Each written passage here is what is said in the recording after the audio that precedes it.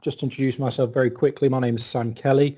This is my likeness in the bottom left corner, my email address where you can contact me directly, or indeed, as Damien mentioned, the LinkedIn social media address here as well, so you can follow me or like me, whatever the lingo is for this platform. So just to go over the agenda of today, of course, we're going to be talking about the 1500RH systems, which are the new redundant and high available PLCs from Siemens. So just to go through the agenda, first of all, we're going to look at the motivation and the product strategy, where this fits into the SIMATIC portfolio. We'll go over the system overview of the R&H systems. We'll look at the system redundancy and the typical network configuration for this type of system. Moving on then to the communication, so the system and the virtual IP address, what this is, how we configure it, and why it's useful. Also, with regards to safety on the RH system, we'll give a solution how we can do that, because it is, of course, one of the restrictions at the moment. And then for the rest of the topics, HMI communication using that system IP address. I've got some slides as well on recommended installations, so some good examples of decent networks. Also version 16 features, so of course with TI Portal version 16 came some new features, and of course we've still got some remaining restrictions as already mentioned, and also the ordering information as well as the ordering process. It's not exactly straightforward at the moment, so just a bit of an explanation on that. So first of all, the motivation for this is, why would we have a redundant system? Well, the idea is that we want to prevent plant downtime. Okay, so in the case where you may have just a single PLC with in control of a process, if this single PLC was to lose control of that process, either through an unintentional power off or some error or some breakdown of whatever, then this could sorry, I'm just going to mute everyone's microphone. Okay, so yeah, if you needed to keep your process running, for instance, you can't afford to have a PLC going down. You may want to have a backup PLC or a high available PLC to take over the process. Okay, so this could also make prevention of damages. Okay, so if you have a process which is critical and cannot be stopped, and if it was to be stopped, then it may cause damage to the machinery or ruin a batch, for instance, you may want to have a redundant PLC system in this instance. So where this fits in our portfolio, so it's based on the 1500 platform, based on the standard, the hardware, so it's the same look and feel as the standard PLCs. In terms of the programming, of course, this is done within TI Portal, as well as the configuration and the error detection, this type of stuff. So we have this transparency. We want the high available and redundant PLCs to be as easy to configure and program as a standard PLC. Okay, so just to mention as well, we also have some scalability. So within the range, we currently have 3 PLCs. I'll explain a bit more in detail about those individual 3 types. And also we have a step-by-step product launch strategy. So what this means is that the R&H systems came with version 15.1, which was the previous version of TI Portal. It was introduced to the world and therefore was a little bit restricted as it's a new product. With version 16, as I've already mentioned, these restrictions are lifted a little bit, but some remain in place. But as time goes on, we'll have new features and functionality in this system. So let's look at the system overview. So I've already mentioned 1500R and H. This gives rise to 2 different flavors. So we have the 1500R and the 1500H. Within the 1500R, we have 2 variants. We have the 1513R and the 1515R. The synchronization between the 2, what I mean by this is, for example, the left-hand PLC here could be the primary PLC, which is in control of the process, and the one on the right could be a backup PLC, ready to take over the process in the event of the primary failing over for whatever reason. This synchronization is by the Profinet ring. Okay, so it's based on a ring network utilizing MRP, media redundancy protocol. The switchover time is a maximum of 300 milliseconds. Okay, so if this PLC was to fail over, we have a maximum of 300 milliseconds for when this PLC will take over the process. Okay, so these are some considerations you may need to take into account when you're scaling or planning your application. Can I accept a 300 millisecond switchover time in this instance? Leading on to the 1500H, the high available PLC, we only have one model in this range, so the 1517H, and as expect with the 1517 compared to the 1513 and the 1515, we have more bit performance, more work memory, this type of stuff. In terms of the synchronization, this is a little bit different, and it's not via the Profinet ring, it's via these two orange synchronization cables here, so these are fiber optic cables. And we can see on the right here connected to a synchronization module. Okay, this is not detachable, it is in fact part of the CPU. Okay, in terms of the I/O systems as well, this is one of the restrictions at the moment. We don't have any ability to add any I/O to the backplane of these PLCs. These are just used singular, but for I/O systems, this is based around the ET200SP and the ET200MP. Okay, and I'll talk a little bit about the preferred interface modules for these two. Actually, it is highlighted a little bit here, so S2, S1, I'll explain a little bit about that soon. So looking a little bit more in detail with the 1513, 1515 and 1517H, here we have on the 1513 one interface, okay, so one IP address, one IP range, one subnet, whatever you wish, two switched ports, okay. With the 1515 we now have two interfaces, okay, so one interface for one IP range and another interface for another IP range or subnet if you wish. 1517, similar to the 1515 in terms of the Profinet interfaces, but of course we also have the synchronization interface module as well on the right hand side. So with regards to the synchronization module, so these are the SFP, the small form factor pluggable cards which slot in here, so you'd have two in each one. We have two different variants, okay, depending on the length of the cable that you're going to be using. So for a short distance up to 10 meters, you'd utilize this synchronization module, and for a long distance of up to 10 kilometers, you'd utilize this synchronization module. Okay, so just to quickly show you in TI Portal how we'd configure first of all and introduce a 1500H, for instance. So just to show you here, we have a all intents and purposes a blank project. I'll refer to this 1500R later on. It's an actual PLC sat by my legs, keeping me company. But yeah, blank project. In terms of the installed software, as these are 1500 based PLCs, we have to have Step 7 Professional. Okay. Also, we have to have a minimum of version 15.1. These are when the PLCs were introduced, but you'd really want to be working with version 16, as this is the latest version with the least restrictions.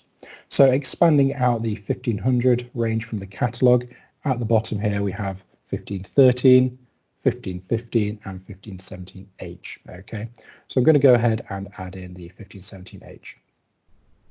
So you can see it's picked as well the latest firmware, which came with version 16, 2.8, of course 2.6, 15.1, but we're going to use this. So when we add this into the project, it's going to bring in not just a single PLC, but it'll bring in the pair. Okay. In terms of the configuration, I'll show you this in a second. So you can see here we have this group here, this 1500R/H system. Okay, and within this group we have the two PLCs here. So as I've already got 1500Rs in there, these are PLC 3 and PLC 4. Okay. So in terms of the programming of this, it's always done within one PLC. So if we expand out PLC 3, here we have the software units, program blocks, tag tables, all the other types of configuration which you'd expect from a 1500. And if we expand out the second, the partner, shall we say, we don't really have any options to make any configuration or program changes here. Everything is done within the one PLC. Okay, so you'd write your code, create your tags within the one PLC, and when we download to this PLC, it's then synchronized to the backup PLC via the Profinet network in the case of the R, or the synchronization in case of the H. So let's look at the also the catalog for the synchronization module here. So I mentioned here there's two different types, so you'd select the correct one from the hardware catalog dependent on which one you're using. Okay, if you don't use the correct synchronization module in the system compared to what you've configured, there will be an error message, and also the maintenance light will be constantly illuminated orange. Okay, So in terms of system redundancy, we have three levels. So of course we've got redundancy within the controller, which we just talked about. We have redundancy in the Profinet network in terms of the MRP ring network, and also redundancy within the PN device itself. Okay, so what we mean by this is, perhaps you may have seen these modes before. So we have NAP S1, NAP S2 and R1. So NAP S1 is typically what you'll be used to with a standard PLC, where we have, for example, one PLC and a single interface module, okay, on the remote I/O, for instance. And this gives us one application relation, okay, between that interface module and the PLC. So S, single interface module, on one application relation to the PLC here. Of course, yep, standard PLCs, and also as of version 16, this type of setup is also supported with the RH now as well. But there's a few recommendations and perhaps a few restrictions, which I'll talk about later. NAP S2 is a little bit more performant, and also what was introduced initially with version 15.1. So this is kind of the recommended setup currently for the RH system. So again, we have a single interface module, okay, but now we have two application relations to each PLC with the redundant pair. Okay, so in the case of one PLC failing over, that application relation is terminated and it fails over to the backup application relation communicating to the backup PLC. You may be familiar with this type of setup here with the R1. We have a redundant pair of interface modules, each with their own connection to a PLC. Similar to like a 400H type of setup if you're used to those types of things. But in any case, this mode will come with a future release of the H system. Okay, so it is coming, just we don't have it quite yet.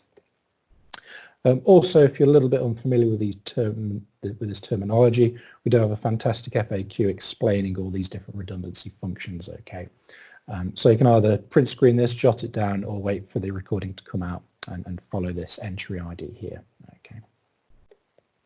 So in terms of the supported I/O devices which have S2 mode redundancy, with the ET200 SP, we're looking at the high feature variant. Okay. Also within this, we have to have the firmware which is greater than or equal to 4.2. Similarly with the ET200 MP, again the high feature and the same firmware version as well. We also have the PN-PN couplers which support S2 mode redundancy, and also the new ET200 Eco-PN module as well. With motion, we do have some drives as well. So we have the S120 with the CU310-2. Again, we have a requisite firmware of more than or equal to 5.2. This supports S2 mode redundancy, currently only configured with GSDs at the moment. And again, similar, but with the CU320 as well, and again with GSDs. Switches, we also have some recommended switches for NAP S2, so the XC200 series, the XP and the XF. Quite often I like to configure the XC, perhaps a 208, so for 8 ports, or indeed the 208 SFP. Okay, so similar to what I've already mentioned, SFP, the pluggable modules at the bottom here, so you can actually have a fiber connection between the switches, and these ports here can also be defined as MRP ports as well. So you can have a redundant fiber ring network as well with the XC208 SFP, for instance. I use these quite a bit in my specs. But in any case, you can refer to the system manual, which gives a recommendation of the supported devices. We also have this really nice application example. Again, you can find it from this entry ID at the top here, which I failed to ring in a red circle. But yeah, if you follow this entry ID here, we do have an application example for creating redundant I/O. Okay, so it's handled within the program code as well as a specific hardware setup as well.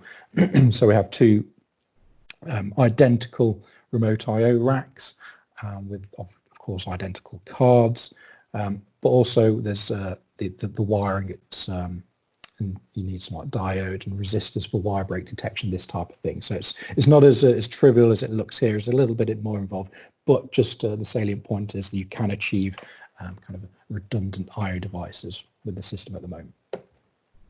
So looking at the network configuration between the R and the H, we've already mentioned it's based around an MRP redundant ring network. With the 1500R, we have this synchronization via the Profinet network. Okay, so I'll explain a little bit about the restrictions of this. But yeah, the MRP is, of course, you need at least 2 ports, so that's going to always limit us to the X1 interface. The 1500H, again, similar in terms of the ring network, but of course we have the synchronization done via the independent ring fiber connections here. Okay, and these are of course, as we've got 2, as you'd expect, a redundant pair. Okay, so you can lose one fiber cable and still get failover support, all the rest of it. So we've already mentioned here the synchronization cable between the 2 PLCs, a standard Ethernet limitation of 100 meters, okay, between the 2 devices, and because the synchronization is done via the network, we can't have any devices, any IO devices coming off this link here. Okay, it has to be a direct connection. Okay, a direct link. We do support kind of a basic in-out type of device, for example, a media converter. If you wanted to change from copper to optical connection, you could use a media converter up to 3 kilometers, but we don't recommend, or you cannot have, a device on this link here. So just to give a quick example of a typical network configuration here, we have a 1513. Oh, we know it's a 1513 because we've only got the one interface here. So point 2 here is the direct link. Okay, we don't and we can't have any devices on this link here. Okay, it's got to be a direct link. Point 3 here, as of version 16, we do support S1 mode devices. Okay, but it's recommended really to have these coming off a switch. Okay, S1 mode devices coming off a switch, because the H-sync forwarding as well, you need to decouple it from the MRP ring network if it doesn't support H-sync forwarding. But also the advantage of this is it's not contributing to the MRP budget as well.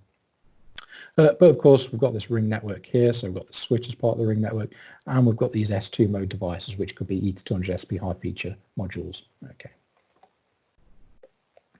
Another example here, so we've got the 1515R. We know it's 1515 because we have the second interface here now. So again, we've got our MRP ring network with our S2 mode devices, including the switch, and lining off from here, we've got some S2 mode devices, which you may wish to do if you didn't want to, if they didn't support, for example, MRP. So of course, you need to decouple any devices which don't support H-sync forwarding, but of course, MRP as well. With the alternate interface here, okay, we can talk to supervisory systems, other PLCs, or indeed HMI panels. But you may have a question as, how do we configure our communication driver to speak to this redundant pair? Which one do we choose? I'll come to that in a bit. So the 1500H is a little bit more performant in terms of the synchronization, if you remember the maximum switchover time. And the synchronization is done via the fiber optic cables here. So LED modules for up to 10 meters, or the alternate one up to 10 kilometers, okay? And I've already mentioned as well, the sync cables are redundant as well. So there could be a recommendation to route one fiber optic cable one way and another the other way. So, to prevent anyone cutting the pair through the same run of trunking, for instance. So as we have the synchronization via the fiber optic link here, we can have devices within the link between the two here, unlike the 1500R setup. Okay. Again, yeah, we have S2 mode devices, but also the S1 mode devices are a little bit more supported with the 1500H because we're not reliant on the network for the synchronization. Okay, it's done via this gigabit link here between the two. So similar to what we've already seen, a little bit of a configuration example, but a bit different in terms of having an S1 mode device on the network and also a device within this direct link here. Okay, so also looking at if we wanted to have secondary PLCs or subordinate PLCs there. Now there may be reasons why we want to do this, which I'll touch upon later with regards to safety. But yeah, you can have a PN-PN coupler. Okay, we currently don't support the IEPB or the Profibus coupler, shall we say, and that's not currently supported, nor will it be supported in the near future. It will come, but can only speculate as to when that will be. Also with version 16, the support for S1 mode devices I've already mentioned. However, this will not be a bumpless kind of switch over. So in the event of the primary failing over to the backup, that application relation will be terminated and the I/O device will output 0 values, for instance, and of course you won't be able to read any values from it until the new application relation is created. So probably the easiest way to think about this is if you were to have a drive, for instance, a G120, which is an S1 mode device. If this was to fail over, your drive will trip through the loss of that connection. Okay, so as I've mentioned, yes, not bumpless. In case of the G120s, it is possible to change the configuration within the device to ride through that that changeover, but for all intents and purposes, yeah, it's not bumpless. Okay, if you did require bumpless, then you'd have to do this type of setup here. We've got the subordinate PLC and the device connected to that. So if you wanted to have some Profibus slaves on this, as you probably guess, this is a new product based around the newest or the latest network protocol, Profinet. But if you did have to have some Profibus devices, the only way to do this is to have a supporting PLC. Okay, so we can see here we've got coming off a PNPN coupler PLC, able to talk Profibus with the 1500H recommended as of version 16. It could be part of the ring network itself through the iDevice support, but again, yeah, we need to have a subordinate PLC to talk Profibus. Also, we've touched upon this as well. So S2 mode devices which support MRP can be part of the ring. Okay, no problems there. Any devices which don't support MRP or H-sync forwarding, in the case of the 1500R, need to be decoupled from the ring network, such as using a switch. Okay, so we'll just go ahead and add some devices because we've not seen TI port for a while. So we can already see my 1500R system, which we'll be referring to in a bit. I'm just going to drag this out of the way a little bit and use the align left feature, which came with version 15. Very good. So we can see here we've got my 1500H system I added earlier. I want to add some I/O to this, so we look through the hardware catalog here for distributed I/O. I'm going to add some ET200SP, so I want some kind of distributed remote I/O. So we just bring this out a little bit. And if you remember, we recommend using the HF variant. Okay, the reason is because it supports that S2 mode redundancy. Okay, so we'll select that. And if you remember the requisite firmware version, 4.2 or greater, so that should be okay. We'll go ahead and drop that in. What I'll do is I'll just copy and paste a couple more of those. Okay, so now we've got our remote I/O systems here. Of course, we can go ahead and add some cards to this. So with the cards, these don't necessarily have to be the high feature variants. These can just be the standard ones. You know, it's all good. No problems there. So go ahead and add that, for instance, just a digital input. And of course, finish off with the server module. So in fact, I'll copy those ones. So here we've got identical remote I/O. Currently, they're not assigned to any controller. However, I want to assign them to this controller here. Keeping in mind, I've already got a redundant system up here, so just ignore that for a second. But what we need to do is if we right-click the assignment here, we've got the option here, assign to new I/O controllers. Select that. We can see here I've got two RH systems. So I've got the 1500R, which is here, PLC1, PLC2, and then the one I was working on, the one I added in this session, is PLC3 and 4. So we need to check both these boxes here. Okay. We'll do the same thing with the other devices here. And then the next step is, because these are going to be part of my MRP ring, because I want them to be, we need to add these to the MRP domain. We need to define them as clients within the system. Okay, the 1500H will take the role as the MRP manager as default. Okay, So I've got that as a client, we'll add this one as a client, and we'll also add this one as a client as well. Okay. And since this is going to be an MRP network, we also need to define our topology as well. So the topology is going to be the visual representation of how we actually wire up our system, okay? And it has to be identical to how we wire our system. So I'm going to have my direct connection here, but as this is a 1500H system, I could have some IO devices on this link, not a problem. But if there's a 1500R, we wouldn't, okay? It would have to be a direct link as it is here. So we'll go ahead and add these to our topology. Okay. Also, if we look at the network view as well, if we look at the IO communication tab as well, we can actually see here the devices on what mode redundancy they support. Okay, so I've got the S2 supported there. Okay. So we'll go ahead and compile this, and I will expect there to be an error.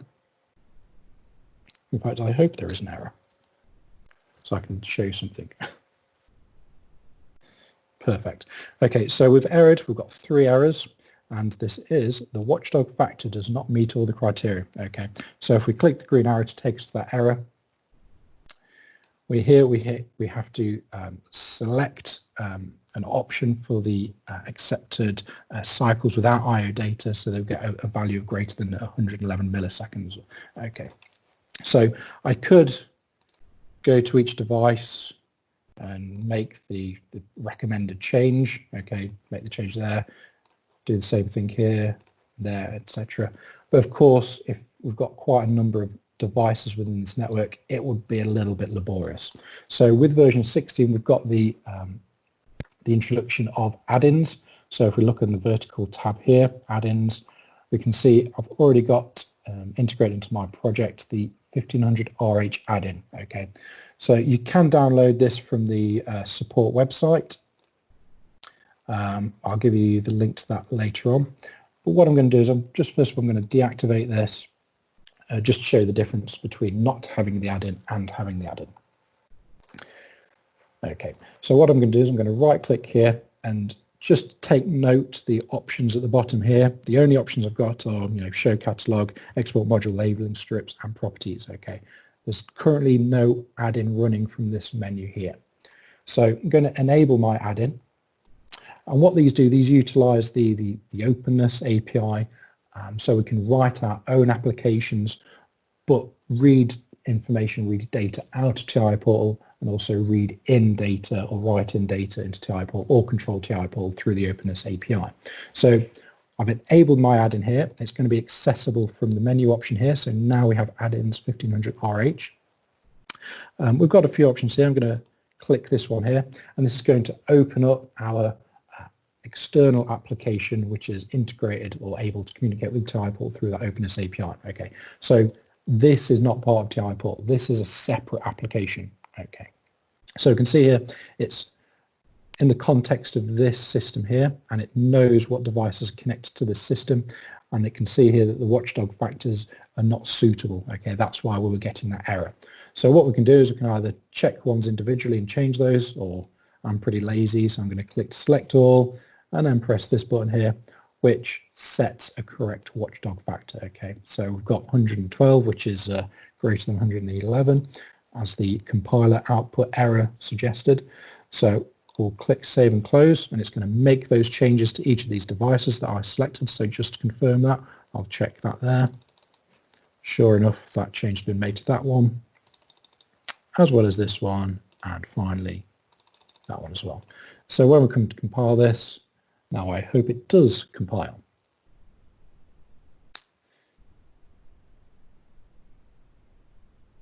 Perfect. Okay, so now we've got a valid system in terms of the network configuration and all the rest of it. Okay, so pretty simple way to get a redundant system configured. Okay, so already mentioned a little bit about this, so communication with the redundant PLC system. So as we've already talked about on the, for example, the 1515R system here, two interfaces, remember, and the 1517H. So if we had perhaps a third-party SCADA system, or preferably a Siemens SCADA solution or HMI panels, how do we talk to this redundant system? You know, do we have to have two connections configured or two communication drivers configured to talk to each PLC? Okay, so from a network perspective, X2 may be 192.168.0.1. This could be 0.2. So do we need to create two connections to each of those IP addresses or not? Okay, so the idea is that with this system, we have something called the system IP address. Okay, you'll hear the term system IP address and virtual IP address or virtual MAC address kind of used interchangeably. So with the system IP address or the virtual IP address, what we do is we have a third IP address. So this could be, for instance, 192.168.0.3. So whoever the primary partner is between the two PLCs will be able to communicate on that virtual IP address. Okay, so in this case, we've got a standard controller, which may be speaking open user comms to our redundant system here. We'll do the configuration via that system IP address. So in the event of that primary PLC failing over, okay, the backup PLC takes over the process, but it also takes over the responsibility of that system IP address as well. So now this PLC will also be able to communicate on 192.168.0.3. So from the perspective of the standard controller or the HMI systems, whatever you wish to connect with this IP address, it will see a very brief disconnect, but since everything supports automatic reconnects in any case, after a few milliseconds, it'll reconnect back to the redundant system. Okay, so just to show you where that's configured as well. So if we look at the interface module for my PLC system here, we can see I have an IP address 192.168.0.1 for that first PLC. Scrolling down to the second PLC, can you guess it's going to be 0.2. So what we can do is if we scroll a little bit down here, we've got the option here, enable system IP address. Okay, so this could be, it picked 0.3, but we've already got those ET200 SPs which are utilizing that IP address. So put it as an IP address out the way. So I've defined a system IP address to talk on 192.168.0.10, and if I scroll to the top as well, that change will also be made here. Okay, so we have the same system IP address on both PLCs. We can also do this on the other interface as well. Okay, so I've got 1.1, and as you can imagine, the other one's going to be 1.2. So just enable that. Obviously, it's got to be the same range. Again, put it somewhere out of the way. So yeah, it's got to be part of the same range, and you can also change the virtual MAC address ID as well if you wanted to. So let's actually add in an HMI. So you could have a comfort panel, for instance.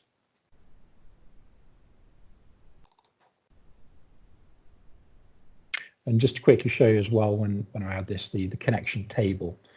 So when you create the connection between the PLC and the HMI, you'll do it to that system IP address.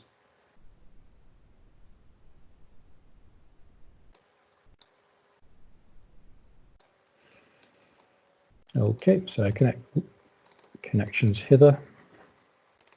You'd add a new one, of course using the 1500 comms driver on the Ethernet interface, and you'd use the system IP address here, okay, on the station.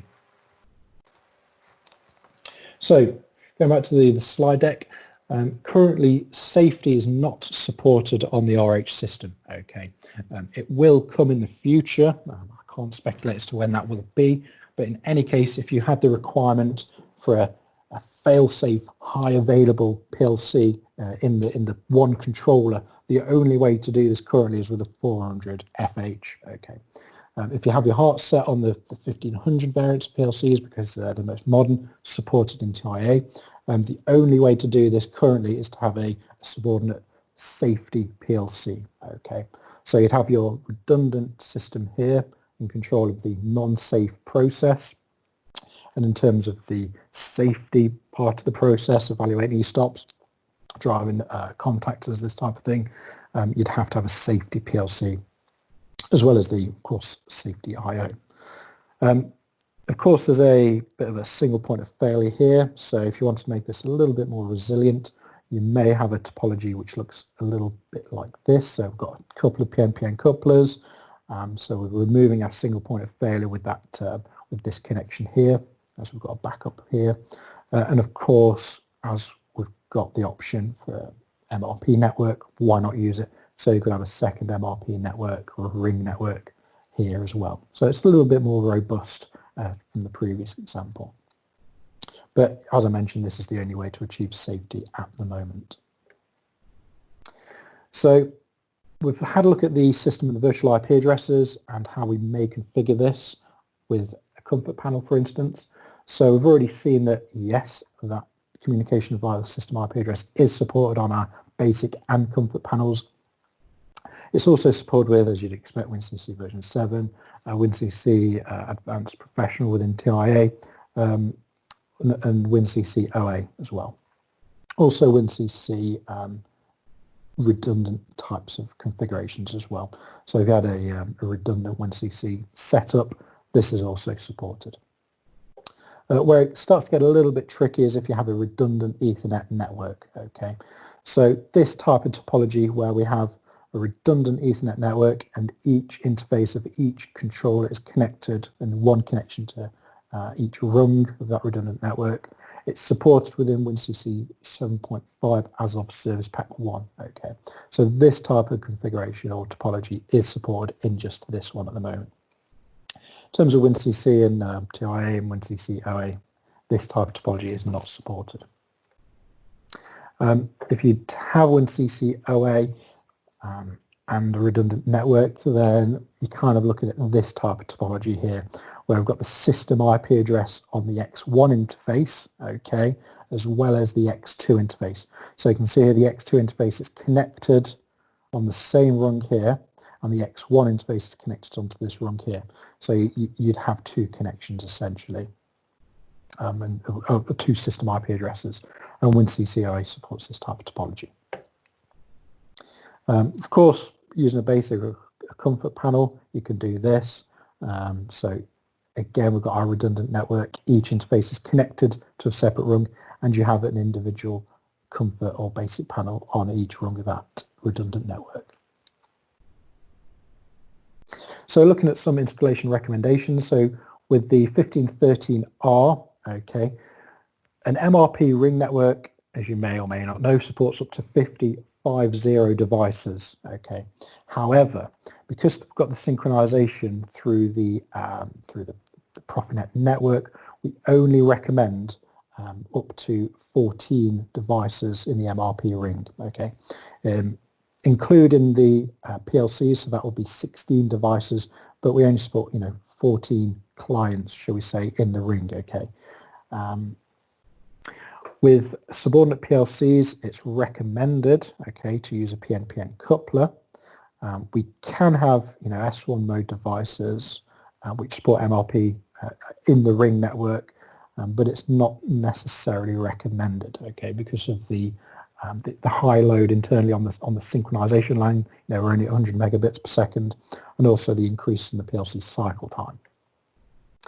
With the 1515R, again, it's the same network structure, 100 megabits. So again, we're only recommended up to 14 clients in the ring. Similar kind of recommendations to not have PLCs on the ring network here because of that extra load. It's recommended to kind of decouple them using a PNPN coupler. We can also support, or as we say here, conditionally recommend communication to additional PLCs using open user comms on the X2 interface, but again, it's increasing our network load a little bit. Now, this is a very performant system because primarily we have this gigabit link between the two PLCs on that fiber optic network. So I recommend these types of systems if we have particularly large network or install requirements, or if we need, a fast network, should we say. So with this type of setup, we support up to the full 50 devices, or in this case, 48 clients, 49, 50, 50 devices in the MRP ring. Yeah, that's not a problem. We can have subordinate PLCs directly on the ring network, PNPN couplers, that's okay as well.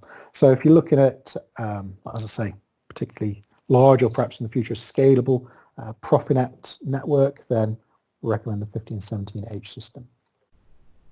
So with version 16, of course, came some new features. So switched S1 mode devices. Okay, so we're not just restricted to the S2 NAP S2 devices. We can have S1 mode devices on there, but it's not necessarily going to be bumpless. I'll explain about that in a second. We also have the ability to download in run redundant mode. Also with version 16, not just with the 1500R and H systems, but 1500 in general, we support IP forwarding between the X1 and the X2 interface. So you've got to be a little bit careful with that because it is effectively just flattening your network. You can't set up any rules to say, you know, I only want to forward from certain IPs to certain IPs or ports, whatever. Also reduce comms breakdown time during the sync up, so the synchronization times are enhanced a little bit. Also, as I've already mentioned, S7 routing with the IP forwarding. Also the support for some alarm SFCs and diagnostics SFCs as well.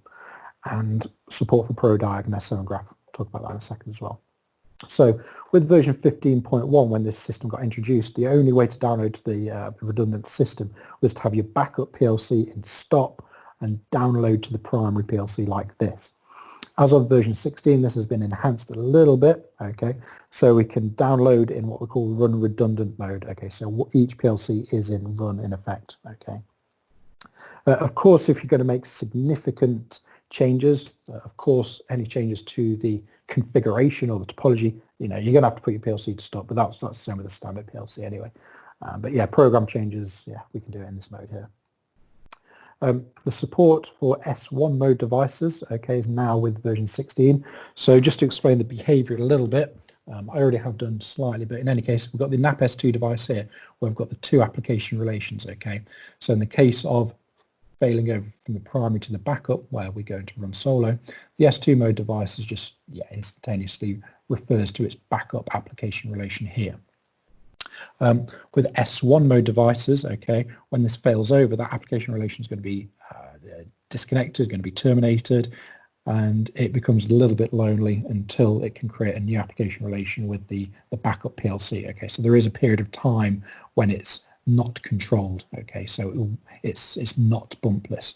So my example with G120s, these would trip, for instance. Okay, you can do a few configuration changes perhaps within the G120 to ride through these terminations of the application relations, or if you choose, for example, like the high feature cards with high feature digital outputs, for instance, where you can maintain the last valid value, then that would behave in a similar way to an S2 device, but it's a bit of a workaround. Okay, if you want definite bumpless switch over, then we recommend S2 devices. So I've already mentioned as well in the TI portal view here, you can see the type of redundant mode that the device supports. So here we've got a high feature device, of course, is going to be supporting the S2 mode device, redundancy, and a standard device here, which is going to be an S1. So you can use this to refer to the redundancy mode of those devices. As I mentioned in the table a couple of slides ago, we now support ProDiag. So this is a very nice feature if you've never seen it before, for fast and quick diagnostics of process problems. So here we've got an example, we've got some S7 Graph here, which is also supported in the 1500RH system now, and we can see live on our HMI screens or runtime the actual application code in real time, as well as what the condition was prior as well. So yeah, the support language has now been enhanced a little bit to include graph as well. So a few program blocks which are now supported with version 16. Of course, with ProDiag and stuff like this, we're going to have program alarms, get alarm states. In terms of technology, very important for the process industry. So we now support these PID blocks, the compact three-step, and for advanced instructions, we've got the additions here as well. So we do still have some remaining restrictions. So already mentioned a little bit about central devices on the rack. We don't currently support that. Everything is coming off the remote I/O. MRP only type of network, of course. A few kind of functional restrictions as well, which you may want to consider. So OPC UA, both server and client, is not supported on the RH system yet, as well as web server. Other salient ones, yeah, ProfiSafe, of course. We don't have the fail-safe high available redundant PLCs yet, so we're not going to be supporting the ProfiSafe. And also in terms of simulation, okay, the RH is not incorporated in PLC Sim or PLC Sim Advanced. However, if you do want to test your application code and you are within the software restrictions as detailed in the system manual, then just go ahead, create a single 1500 and simulate that in PLC Sim. So just as well to quickly show you one of my workarounds for the OPC UA restriction. So we'll just close these here, close that. So I already have in my project here a 1500R system. Okay, I have this in real life next to me. So here we've got my 1513R, I've got some remote I/O, I've got that XC208 SF piece which I really like, and I've also configured a PC station with SIMATIC Net. Okay, so just to see how this is configured very quickly, we've got the IP address here, 0.1.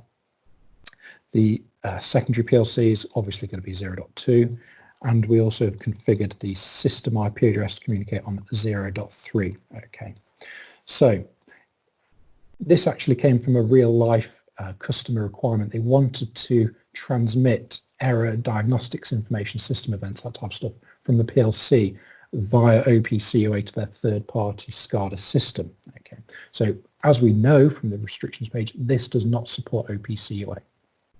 However, with the PC station, we can create a connection between the SIMATIC station to this, and then this can serve as our OPC server. So go ahead and click, look at the connection between this system and this PLC here. Can you imagine which IP address we're going to use? There we go. So we're going to use the system IP address for the connection between the two here. If we look at the configuration details for the OPC server, I also want to look at the symbols within that PLC setup. So, tags, this type of stuff.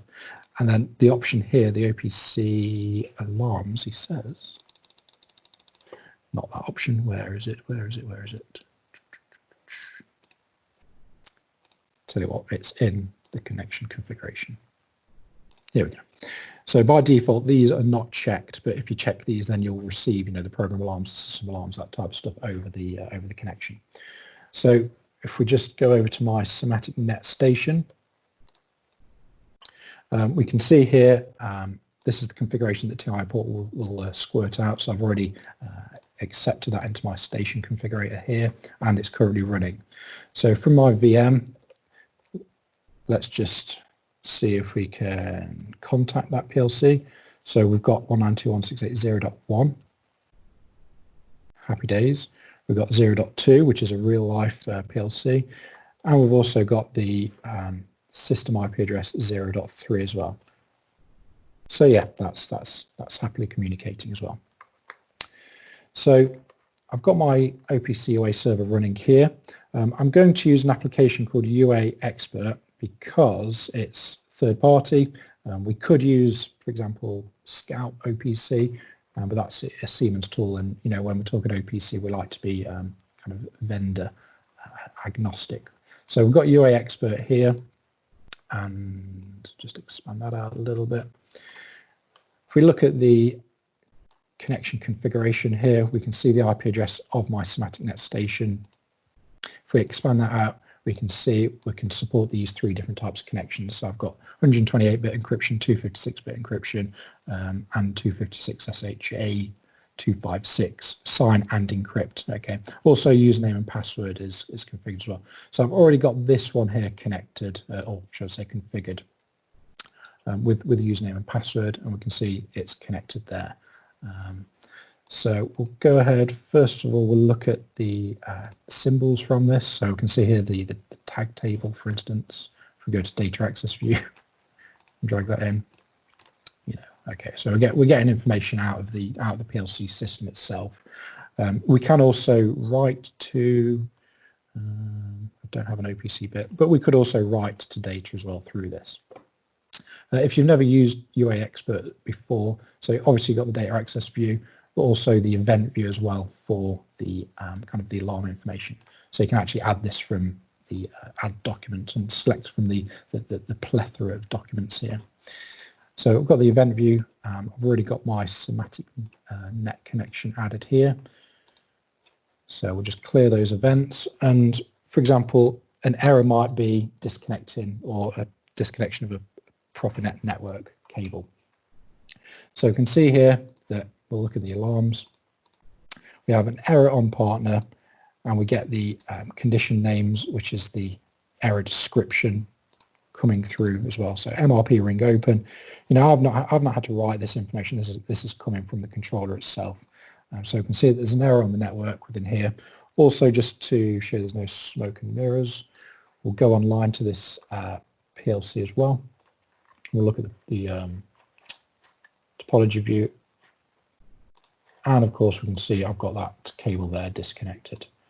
So I'll just reconnect that. We'll see from TI Portal it will recover, it will reconfigure pretty quickly, and then TI Portal will respond. There we go. And then if we look back at our event, we can see, yeah, the alarm's already cleared. Okay, we can clear the events from there. Another error could be the failure of the PLC. So I'm going to turn off the primary PLC, and then we're going to switch over to the backup, and straight away we're getting alarms, system redundancy failure on PLC 2. Okay, so we're getting the diagnostics information, but of course, you know, our data is still coming through onto this system here. Okay, so for ordering here we have some part numbers, so you can either order them individually, or in the case of the 1500H, we've got this bundle of joy here, where we've got including 2 CPUs, synchronization modules, the 10 meter ones, as well as 2 synchronization cables up to 1 meter, all within this one part number here. Okay. For actually ordering the devices, so as these are quite new, we have to kind of vet your application, and this is something that I can help you with. We have to make sure that the configuration, the topology is going to be valid, and you will also receive this checklist as well, just for you to confirm that, yeah, I don't need any central I/O on the device. It's not going to be a fail-safe application. We don't have any Profibus and things like this. If you do need Profibus, then we've already talked about some workarounds. So we'll work with you in order to get a compatible configuration. But then once that's done, you know, we can give the go, no go and get the hardware released for you. So that's me done and dusted. If anyone's got any questions, otherwise I'll hand you over to Damien, who will give some closing remarks. Yeah, okay. Thank you, Sam. That was absolutely excellent. And I love the description of a 1500H as being a bundle of joy. So, yeah, fabulous. So any questions for Sam?